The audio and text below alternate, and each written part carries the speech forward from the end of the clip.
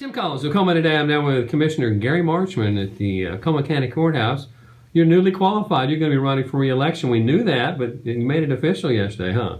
Yeah. I talked to the our party president, and great guy. But anyway, he came by and brought me the paperwork and everything. We got it filled out. So waiting on the Republican Party to get back and put their stamp of approval on it. Well, I'm going to ask you three different questions since you're a new candidate. The first one is going to be, all of us who vote, we want to know what our elected officials have done for us lately. And so that in your case, that's the last 3 or 4 years. Tell us about your accomplishments from your point of view over the last few years. You know, I think there's so many things, and we talked about this before, Tim. You know, there's so many areas that the commission is involved in. I think we've made small steps in all those areas, and you know, that's one thing that frustrates me so much about government is sometimes it don't move at the speed I want it to move at.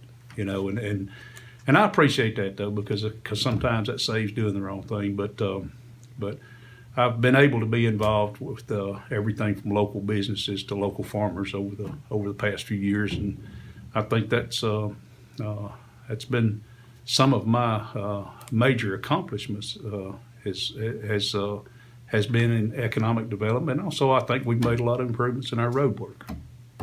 Well, now I've been fairly observant over the last few years. What I noticed, you've been very much community involved. Oh yes. I'm sorry. Yeah, it's community involvement, and that was one thing that I told people when I was running, that they wouldn't have to worry about getting in touch with me, and I hope nobody's had a problem getting in touch with me.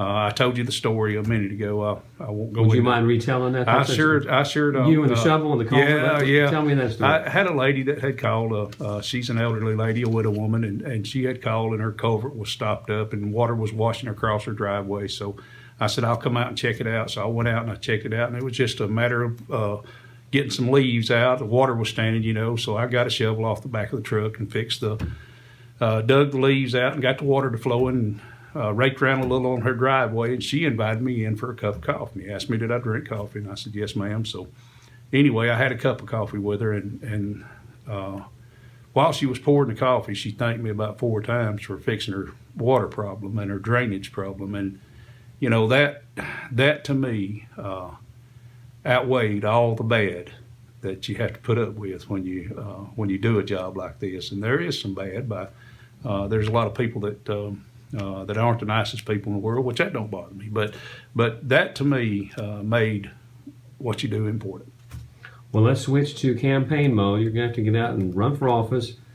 I'm not trying to fish for campaign secrets, but how are you going to run over the next couple of months? I'm gonna try and do like I did last time and run like I'm 1 point behind. That's what we were taught when we were young and in school playing football. You always play like you're 1 point behind. So yeah, that's basically my strategy. Is I'm going to play like I'm 1 point behind. I'm going to try to be as many places as I can be and talk to as many people as I can talk to, and I'm going to get out and knock on doors again.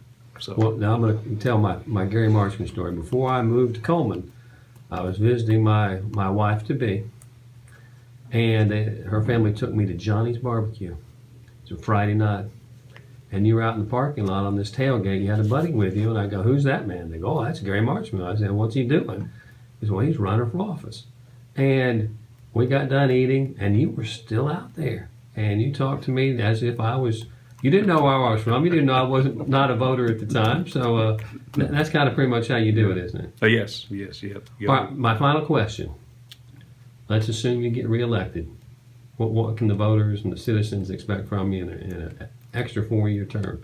One thing that I want to maintain is our community involvement and our.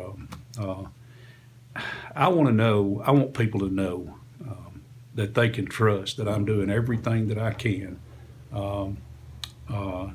to maintain the best possible system we can for them, and spending their money, of course, is a big part of that. So.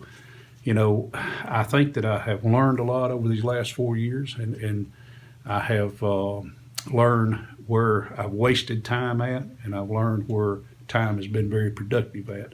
So I think with that knowledge behind me, that I can take bigger strides. Everything that we've done has been in small strides, so I think we can take bigger strides. And we can look at things like budgeting, the way that we spend our money. I think that's important. I think that's something that I'm going to push harder for in the future than I have in the past, is to take a close look at how we spend our money and the way that we manage our money. Also, our roads, that's always going to be an issue, but I think we can improve that issue. But this ain't something that's going to happen overnight. It's going to take, like I said to a couple of folks a few weeks ago, it's going to take long-term planning and putting those long-term plans into play. Makes sense. Well, I wish you the best in your campaign, and we'll keep an eye on you along the way, Gary. Thank you, Tim. Thank you, sir.